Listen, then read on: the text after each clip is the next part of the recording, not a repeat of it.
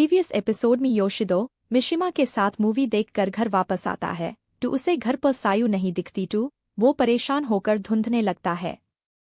Story continue होती है। सायु सुनसान रास्ते में बेंच पर बैठकर सोच रही होती है। योशिदो का वो फेस एक्सप्रेशन इशिमा के साथ वैसा क्यों था? ऐसे तो वो मेरी साथ डील नहीं करता। मैं क्यों ऐसे लड़के के साथ जेलस फील कर रही हूँ जो मेरे लिए स्ट्रेंजर है?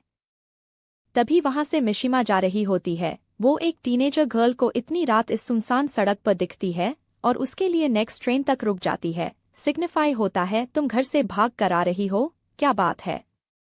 सायु रिप्लाई करती है, आई थिंक किसी के काइंड होने के पीछे कुछ रीजन होता है, पर मैं जिसके घर स्टे कर रही हूँ वो बिना किसी रीजन के बहुत काइंड है और अगर उससे अपनी फीलिंग शेयर करूंगी तो वो मुझे अपने हाउस से निकाल देगा, इसलिए मैं भाग आई। मिशिमा कहती है, मुझे भी पहले लगता था कि अनकंडीशनल काइंडनेस कभी एग्जिस्ट ही नहीं करती, पर एक ऐसे पर्सन को मैं भी जानती हूँ जो बहुत काइंड है। पर जब मैं फाइंड करने लगती हूँ कि वह इतना काइंड क्यों है, एट द एंड मेरी हाथ में कुछ नहीं लगता। सायु को सेंस होता है कि क्या ये योशिदो के बारे में बात कर रही है। मिशिमा कहती है, मुझे लगता है तुम जिसके बारे में बात कर रही हो वो तुम पर बिलीव करता है, इतना बिलीव तुम भी उस पर कर सकती हो, वो बात बोलने का जो तुमने नहीं बोली। सायु फिर खड़ी होकर कहती है, तुमने सही कहा। फिर वो घर वापस जाने का डिसाइड करती है। तभी योशिदो यहाँ आता है और दांतते हुए बोलता है, मैंने तुम्हें कहाँ नहीं ढूंढा। इशिमा ये देखकर कहती है, शायद हम दोनों एक ही पर्सन के बारे में बात कर रहे थे। इशिमा स्माइल से कहती है कि तुम्हें इसका फुल एक्सप्लेनेशन देना होगा बाद में, अभी इसे घर ले जाओ। तीनों अपने अपने घर निकल जाते हैं। योशिदो ड्रेस चेंज कर रहा होता है। तभी सायु टू पीस में आती है और उसे सेड्यूस करने लगती है। वो कहता है, मैंने तुम्हें वार्निंग दी थी ना, तुमने नेक्स्ट टाइम सेड्यूस करने की ट्राई की तो मैं तुम्हें घर से निकाल दूंगा। सायु पूछती है, क्या मैं तुम्हें बिल्कुल अट्रैक्ट नहीं करती? रिप्लाई करता है, नहीं तुम करती हो, पर मेरी तुम्हारे साथ ये सब करने की कोई भी इंटेंशन नहीं है। सायु कहती है, एक टीनेजर गर्ल को अपने घर में अलाउ करने से एडवांटेज लेस और डिसएडवांटेजेस ज्यादा है। योशिदो रिप्लाई करता है, लोग तुम्हारे बॉडी का काफी एडवांटेज लेते होंगे। सायु रिप्लाई करती है, ग्रेजुअली मुझे सेंस होता था कि मुझे भी वो लाइक करने लगे हैं, इससे मुझे सेटिस्फैक्शन फील होता था। अंटिल उन्हें कोई अनदर पर्सन मिलता है तो वह एट लास्ट ऑलवेज मुझे उनके घर से निकाल देते थे, पर तुम मुझे यहाँ क्यों अलाउ करने दे रहे हो? मैं उसके एक्सचेंज में तुम्हें कुछ दिया भी नहीं है। मुझे इसी बात का डर रहता है, मैं तुम्हारे लिए ऐसा कौन सा एक्शन लूँ ताकि तुम मुझे तुम्हारे घर से ना निकालो। तुम मुझे एक बर्डन नहीं मानो और फुली सेटिस्फाई हो लो। योशिदो हक करते हुए कहता है, नहीं तुम बहुत अच्छी हो, सारे काम करती हो, ऑसम हो, पर तुम्हारे लिए मेरी अंदर कोई भी फीलिंग्स नहीं है और मैं ऐसी लड़की के साथ इंटरकोर्स नहीं कर सकता जिसे मैं लव नहीं करता। और बात रही तुम्हारे यहाँ रहने की, तो तुम मेरे लिए जितना करती हो वो इनफ है, इससे ज्यादा मैं तुमसे कुछ एक्सपेक्ट भी नहीं करता हूँ और अब तुम समझ गई तो जाओ कपड़े कवर करके आओ। योशिदो कहता है, मैं तुम्हारी हेल्प कर रहा हूँ, सिर्फ ऐसा नहीं है, तुम्हारे आने से मुझमें काफी पॉजिटिव चेंजेस हो गए हैं। मैं ऑफिस से टाइम पर जाने लगा हूँ, मेरी साथ डिनर के लिए कंपेनियन होता है, मुझे तुम्हारी केयर होती है, ये सभी एक्शन इस घर को बेटर बनाती है। इसी प्रकार यहाँ तुम भी मेरी हेल्प कर रही हो, इसलिए जब तक तुम यहाँ रहना चाहती हो तब तक तुम स्टे कर सकती हो। ये बातें सुन सायु इमोशनल हो जाती है, उसकी आंखों से आंसू आने लगते हैं और कहती है, क्या ये ठीक रहेगा? योशिदो रिप्लाई करता है, तुम डिजर्व करती हो। अब इस मोमेंट से बिना किसी मिसअंडरस्टैंडिंग से दोनों रहने लगते हैं। नेक्स्ट डे सायु रिक्वेस्ट करती है कि मुझे जॉब करनी है, तो तुम मुझे इसकी परमिशन दो। योशिदो रिप्लाई करता है, ठीक है, तुम्हें इसके लिए घुटने पर बैठने की जरूरत नहीं है, तो क्या तुमने जॉब देखी है या मैं पता करूं? सायु रिप्लाई करती है, पास में ही कंफर्ट नाम की शॉप है जो मुझे आने जाने में इजी भी पड़ेगी। योशिदो अग्री करता है और उसे कहता है, इसे तुम भी अपने सिमिलर एज के दोस्त बना पाओगी। नेक्स्ट डे सायु जॉब पर जाती है, उसको एक लड़की सब कुछ समझा रही थी। सायु GMM या SMM करके आंसर दी रही होती है तो वो लड़की कहती है, मुझे एम्बेरस मत करो, हम सेम ही एज ग्रुप के हैं, तुम मुझे असामी करके कॉल करो। घर जाते टाइम असामी पूछती है, तुम कहाँ रहती हो? सायु रिप्लाई करती है, पास ही में, बस 5 मिनट का रास्ता है। असामी कहती है, मेरा भी अपार्टमेंट 5 मिनट की दूरी पर है, कभी मुझे भी अपने घर इनवाइट करो। सायु कहती है, मुझे नहीं पता मैं जिसके साथ रहती हूँ वो इसकी परमिशन देगा या नहीं। असामी पूछती है, तुम जिस तरह से बात कर रही हो लगता है तुम जिसके साथ रह रही हो वो तुम्हारे पेरेंट्स नहीं है, तो क्या तुम अपने बॉयफ्रेंड के साथ रहती हो?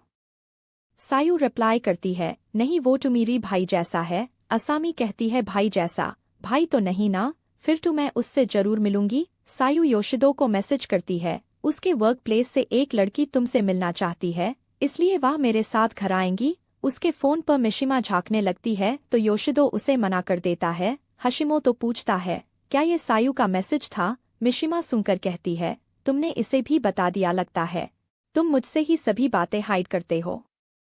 उनकी ये बातें एरी अपने कैबिन से सुन रही होती है। योशिदो ऑफिस से निकलकर शाम को अपने घर पहुंचता है। सायू डोर ओपन करती है, तभी असामी आकार कहती है, ये तो बड़ा लड़का है। आखिर एक लड़की लड़के के साथ क्यों ही रहेगी जो कि उसका बॉयफ्रेंड ना हो? तभी वो कहती है, तुम कुछ नहीं बोले यानी तमीज वाले हो। लिविंग रूम में बताता है कि हम चाइल्डहुड फ्रेंड्स है। असामी रिप्लाई करती है, अच्छा, पर इसके चाइल्डहुड में तो तुम हाई स्कूल में होंगे नहीं। इस पर सायू कहती है, ये मेरी पेरेंट्स जैसे क्या करता आया है ना योशिदो? योशिदो आंसर करता है, हाँ, पेरेंट फ्रेंड्स। असामी को यहाँ कुछ गड़बड़ लगती है। If you are enjoying our content, then show your love and press the subscribe button, because you are precious. Story continue करते हैं। सायू डिनर लेके आती है और कहती है, बातें छोड़ो, इसे टेस्ट करो। आसामी को सायू की डिश काफी पसंद आती है और कहती है, तुम लकी हो योशिदो जो तुम्हें सायू मिली। रिप्लाई करता, हाँ, वो तो मैं हूँ ही। इस पर सायू स्माइल पास करती है। डिनर के बाद आसामी कहती है, तुम दोनों इतने कम स्पेस वाली रूम में कैसे एडजस्ट कर लेते हो? योशिदो रिप्लाई करता है, थर्ड पर्सन के जाने से स्पेस बन जाती है। इस पर आसामी कहती है, हाँ हाँ ठीक है, पर चलो मुझे घर ड्रॉप कर दो। योशिदो कहता है, मैं क्या? आसामी रिप्लाई करती है, ऐसी क्यूट लड़की को घर ड्रॉप करने का चांस बाबा नहीं मिलता। सायू बोलती है, मैं भी तुम्हारे साथ चलती हूँ। आसामी कहती है, नहीं, ये काम लड़कों का है। रास्ते पर चलते हुए आसामी पूछती है, चलो अब सच सच बताओ, तुम्हारा और सायू के साथ क्या रिलेशन है? योशिदो कहता है, परहैप्स ये पूरा सच ना हो, पर सायू नहीं चाहती बताना तो मैं उसे ठेस नहीं पहुंचाऊंगा। आसामी कहती है, you are a good person, अब मैं यहाँ से अकेले ही घर चली जाऊंगी और तुम्हारे घर ऐसे आने के लिए सॉरी। योशिदो रिप्लाई करता है, कोई बात नहीं, आते रहना। आसामी कहती है, क्या?